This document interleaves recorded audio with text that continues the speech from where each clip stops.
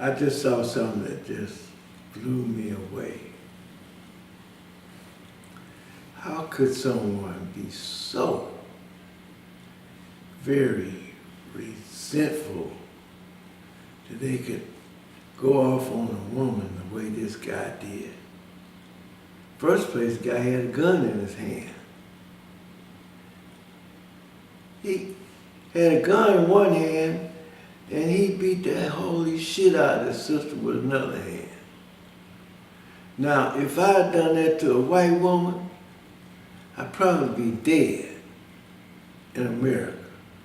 Just glad that, like, I'm still alive. She's the woman being punched multiple times in this video. It is footage that's taken Dallas by storm. In reality, like, that recording really helped me out.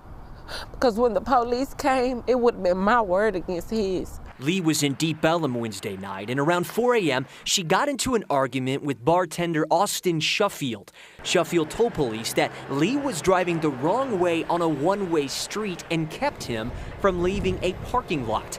Lee says she made a mistake and was just dropping off a friend to get a place to stay. I know I'm on a one-way street, but I'm stopping literally right here at the corner just to let her out. But when Lee finally parks, witness video shows Shuffield confronting her, and here you see him pull out a gun.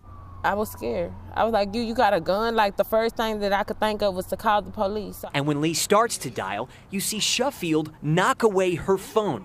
She retaliates, and then Shuffield starts to punch her as many as 5 times. He charged me, he just kept going, like, and I was just like saying, okay, okay, like, as he hitting me, okay. Police showed up, watched the video, and charged Shuffield with public intoxication, assault, and interfering with an emergency call. Lee says it was the worst night of her life, one she's still trying to make sense of. Had it been a white woman and a black man, we would not be having this conversation.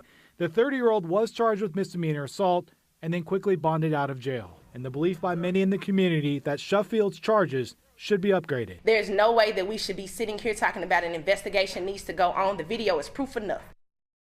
You know, a lot of people get their news on social media, and so we wanted to kind of break down some of the trending topics that we've been seeing around this attack. The first one here, a lot of people claiming that it looked like the victim struck first, that she actually struck the attacker first.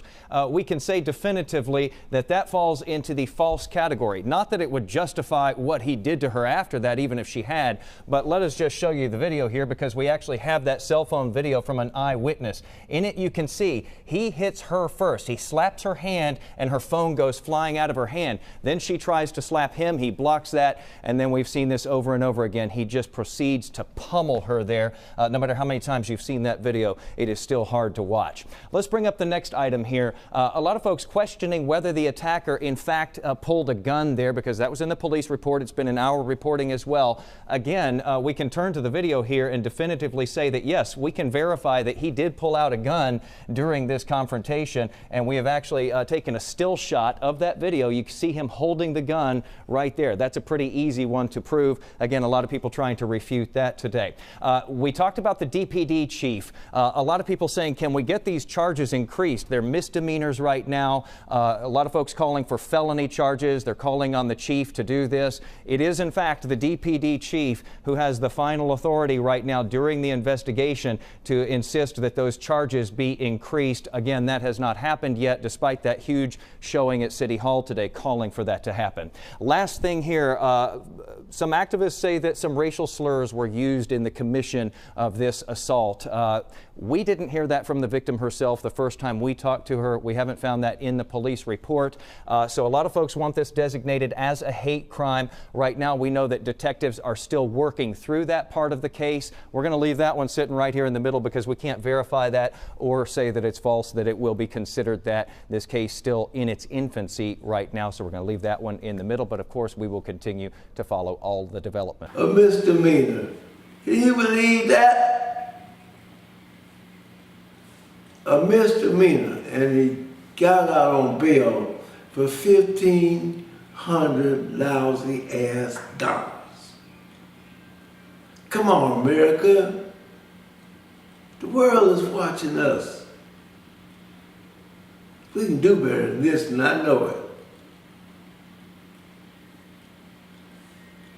Damn. Anyway, I'm Charles Wright. Boy, I don't know. I don't know.